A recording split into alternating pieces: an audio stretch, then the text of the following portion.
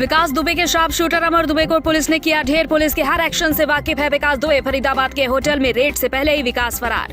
Gangster विकास दुबे के करीबियों पर उत्तर प्रदेश पुलिस का कसता जा रहा है शिकंजा। गैंगस्टर से साठगांठ के आरोपों में निलंबित चल रहे चौबेपुर के पूर्व एसओ विनय तिवारी और बीट प्रभारी के शर्मा हुए गिरफ्तार। गुजरात में बारिश का दिख रहा रौद्र रूप। लगातार बारिश से जनजीवन अस्त व्यस्त, सड़कों पर भरा पानी, नदियां भी उफान पर। यूपी पुलिस को एक बड़ी कामयाबी हाथ लगी है। दरअसल यूपी पुलिस ने कुख्यात अपराधी विकास दुबे के शार्प शूटर अमर दुबे को मार गिराया है। तो वहीं दूसरी ओर फरीदाबाद में विकास दुबे के होने की जानकारी मिली, लेकिन रेड पड़ने से पहले ही विकास दुबे वहां से फरार हो गया। साथ ही देखने वाली बात यह भी है कि विकास दुबे पे लगातार इनाम राशि बढ़ाई जा रही है, जिसे कि अब 5 लाख कर दिया गया है। ये पूरी रिपोर्ट देखें। मोस्ट वांटेड विकास दुबे की तलाशी के दौरान उत्तर प्रदेश के हमीरपुर जिले में पुलिस का बड़ा एक्शन सामने आया है। हमीरपुर के मौदाहा में मुठभेड़ में पुलिस ने विकास दुबे के राइट हैंड माने जाने वाले अमर दुबे को मार गिराया है। अमर को विकास दुबे गैंग का शातिर बदमाश माना जाता था। अमर दुबे विकास का शातिर शार्प शूटर था। यूपीएसटीएफ ने इस कार्रवाई को अंजाम दिया। पुलिस ने एक होटल पर छापा मारा था। तलाशी के दौरान अमर दुबे ने भागने की कोशिश भी की और पुलिस की गोलीबारी में मारा गया। इस दौरान 2 पुलिसकर्मी भी घायल हुए हैं। पुलिस अधिकारियों के मुताबिक अमर दुबे पर चौबेपुर थाने में 5 केस दर्ज हैं। घटना वाले दिन अमर हमले में शामिल था। आपको बता दें कि 2 जुलाई की रात कानपुर देहात के बिकरू गांव में शूट आउट के मामले में भी अमर दुबे की तलाश थी। यूपी पुलिस ने जिन अपराधियों की तस्वीरें जारी की थी, उसमें अमर दुबे का नाम सबसे ऊपर था। पुलिस ने उस पर 50,000 का इनाम घोषित किया था। वहीं मंगलवार को उत्तर प्रदेश का मोस्ट वांटेड अपराधी विकास दुबे पुलिस की गिरफ्त से एक बार फिर बच निकला। दुबे फरीदाबाद के एक होटल में ठहरा था, लेकिन जब तक पुलिस दबिश देती वो वहां से फरार हो गया। फरीदाबाद में विकास दुबे को शरण देने के आरोप में प्रभात मिश्रा और अंकुर को गिरफ्तार किया गया है। दोनों आरोपी विकास दुबे के नजदीकी हैं। हरियाणा पुलिस को भी अलर्ट पर कर दिया गया है। वहीं एक बार फिर से सवाल खड़ा हो रहा है कि बार बार पुलिस का प्लान सफल होने से पहले ही लीक कैसे हो जा रहा है। आखिर कौन है जो विकास दुबे को पुलिस के हर एक्शन की इत्तला दे रहा है। कानपुर के चौबेपुर के पूर्व एसओ विनय तिवारी और बीट प्रभारी के शर्मा गिरफ्तार हो चुके हैं। मुठभेड़ के समय पुलिस टीम की जान खतरे में डालने और मौके से फरार होने और विकास दुबे के संबंध में ये दोनों ही गिरफ्तार हुए हैं। एसएसपी दिनेश कुमार पी ने गिरफ्तारी की पुष्टि की। थाना चौबेपुर में बिकरू गांव में 8 पुलिस कर्मचारी एवं अधिकारियों की निर्मम हत्या में विकास दुबे को पूर्व में पुलिस पार्टी के रेड के द्वारा सूचना देने के आरोप में पूर्व एसओ विनय तिवारी एवं बीट प्रभारी के शर्मा को आज गिरफ्तार कर लिया गया है। इनको न्यायिक हिरासत में लिया जा रहा है। तमाम एविडेंस कलेक्शंस के बाद ये तथ्य सामने आया है। ये जो पुलिस रेड के बारे में पहले से सूचित करने के बाद विकास दुबे के द्वारा अपने को सतर्क करते हुए चारों तरफ से एम्बुश लगा के पुलिस वालों को मारा गया है। दिल्ली में जिस तरह से कोरोना केसेस लगातार बढ़ते जा रहे हैं, उसको देखते हुए दिल्ली सरकार बेड को लगातार बढ़ा रही है, यानी कि कोविड सेंटर में लगातार बढ़ोतरी की जा रही है दिल्ली सरकार की तरफ से। इसी फहरिस्त में शामिल है राजा हरिश्चंद्र अस्पताल। राजधानी दिल्ली में कोरोना वायरस का संक्रमण लगातार बढ़ता जा रहा है। राजधानी दिल्ली में दिन प्रतिदिन कोरोना संक्रमित मामलों के नए आंकड़े दर्ज हो रहे हैं। शायद इसी का नतीजा है कि दिल्ली में लगातार कोविड अस्पतालों की स्थापना की जा रही है। इन्हीं में समय समय पर स्थिति को देखते हुए दिल्ली के अस्पतालों को भी कोविड अस्पतालों में तब्दील किया जा रहा है। इसी फेरिस्त में अब दिल्ली के नरेला स्थित सत्यवादी राजा हरिश्चंद्र अस्पताल को भी दिल्ली सरकार ने कोविड अस्पताल में बदल दिया है। लिहाजा अब इस अस्पताल में केवल कोरोना संक्रमित मरीजों का इलाज किया जाएगा। इसके अलावा अब ये अस्पताल साधारण मरीजों के लिए बंद कर दिया गया है।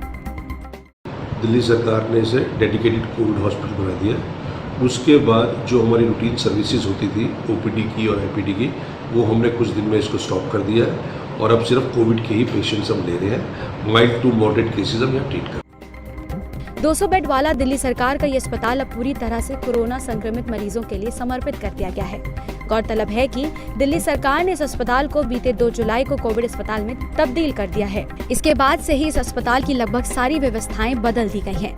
बाहर से लेकर अंदर तक सुरक्षा को लेकर भी सभी सुरक्षा कर्मी अलर्ट मोड में आ गए हैं। साथ ही इस अस्पताल को रेड जोन और ग्रीन जोन में भी बांट दिया गया है और रेड जोन में पूरी तरीके से प्रवेश वर्जित किया गया है। ये टोटल 200 बेडेड हॉस्पिटल है, तो सारा का सारा पूरे 200 सारा का सारा कोविड हॉस्पिटल में कन्वर्ट किया है। और अगर हम बात करें सर जैसे वेंटिलेटर हो गया या फिर ऑक्सीजन हो गया, इन सब की किस तरह की यहाँ पे व्यवस्था है? ऑक्सीजन थेरेपी के लिए हमारे पास सारी सुविधा है। ऑक्सीजन सिलेंडर्स हैं, डी टाइप सिलेंडर्स हैं, बी टाइप सिलेंडर्स हैं, ऑक्सीजन कंसनट्रेटर्स हैं, बाईपअप मशीन है, ये सब है। वेंटिलेटर्स हमारे पास ट्रांसपोर्टेशन के लिए है, बट हमारे यहाँ आईसीयू नहीं होने के कारण तो अभी आईसीयू वेंटिलेटर्स नहीं है, जो अभी आने वाले हैं, आ जाएंगे। कुछ आइडिया सर कब तक आने वाले हैं? वो तो इन डे और टू इज इन प्रोसेस।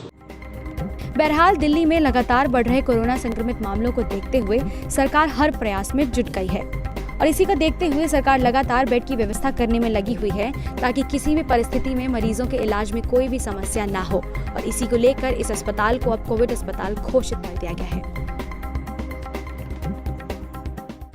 इसी कड़ी में कॉमनवेल्थ गेम विलेज में भी 500 बेड का कोविड केयर सेंटर बनाकर तैयार किया गया है।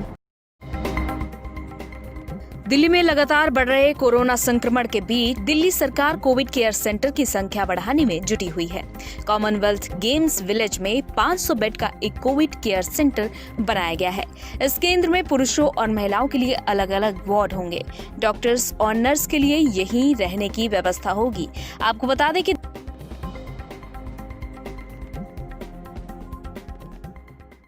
जैसा कि देश भर के कई हिस्सों में मानसून दस्तक दे रहा है, लेकिन देखने वाली बात यह है कि गुजरात में लगातार पिछले 3 दिनों से बारिश हो रही है, जिसके कारण सौराष्ट्र इलाके में बाढ़ जैसी स्थिति बनती नजर आ रही है। ये रिपोर्ट देखें।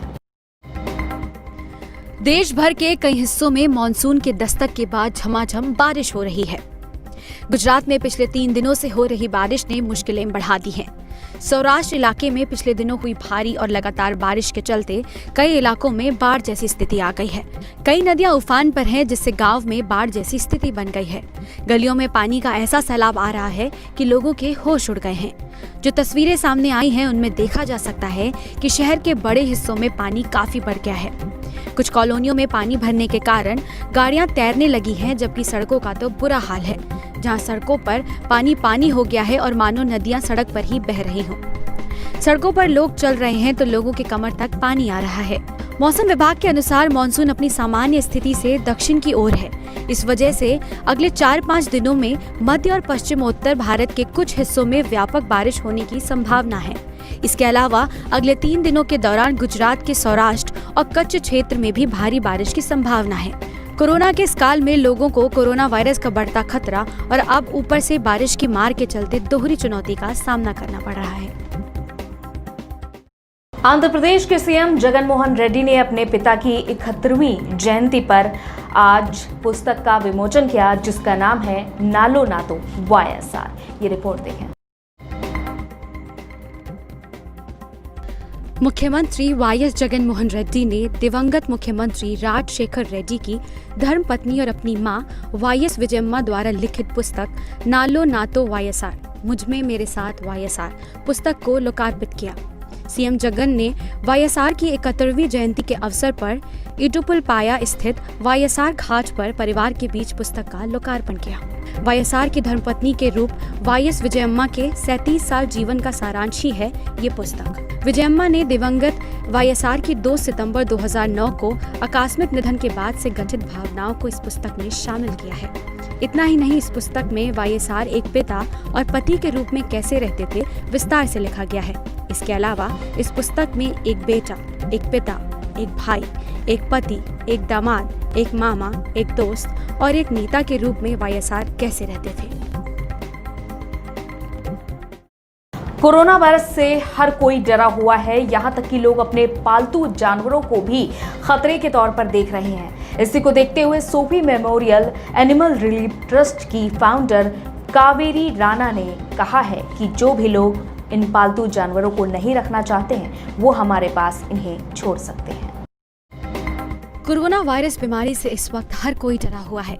यही नहीं, जो लोग जानवरों को पालने का शौक रखते हैं वो भी डरे हुए हैं। लेकिन कोरोना के चलते कई लोगों ने अपने पालतू जानवरों को छोड़ दिया है। वहीं Sophie memorial animal relief trust की फाउंडर कावेरी राणा ने INS को बताया कि यदि आपके किसी परिवार को संक्रमण का खतरा हो और आपके पास पालतू जानवर हो तो आप हमारे पास छोड़ सकते हैं, हम उनकी देखभाल अच्छे से करेंगे। नमस्कार, मैं हूं Kaveri Rana Bhardwaj, founder trustee Sophie memorial animal relief trust. हम ग्रेटर नोएडा में हैं। विकलांग, दिव्यांग, बीमार, बेसहारा जानवरों के लिए कार्य करते हैं। वहीं लोगों ने इस महामारी के दौरान जानवरों का जिम्मा उठाने के लिए Sophie memorial animal relief trust का आभार जताया, साथ ही इस ट्रस्ट की ओर से उठाए गए कदम की सराहना की। From Sophie memorial animal relief trust, उनको बहुत दिल से थैंक यू बोलना चाहती हूँ। वो अभी इस पैंडेमिक के टाइम जो काम कर रही है, जितने भी कोविड-19 पेशेंट्स हैं, जो पेट पेरेंट्स हैं, उनके पेट्स को कोई रखना नहीं चाहते हैं, इवन लोग अबैंडन भी कर रहे हैं, बट कावेरी राणा भारद्वाज जी एंड उनके संस्था उन पेट्स को अपने पास रख के टेक केयर कर रहे हैं टिल द टाइम उनके जो ऑनर्स हैं वो ठीक होके घर वापस आ रहे हैं। I've met then Kaveri ma'am and Yash Bhaiya at Sophie Memorial. Then they have assured me that if any of this thing happens, so they're gonna take care of my babies.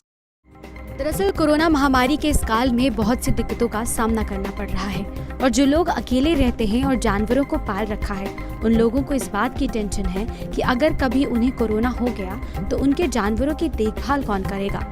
लेकिन वही Sophie memorial animal relief trust ने न सिर्फ लोगों की समस्या का निदान किया है, बल्कि उन बेसहारा जानवरों का भी जिम्मा उठाया जिनकी कोई देखभाल नहीं कर सकता।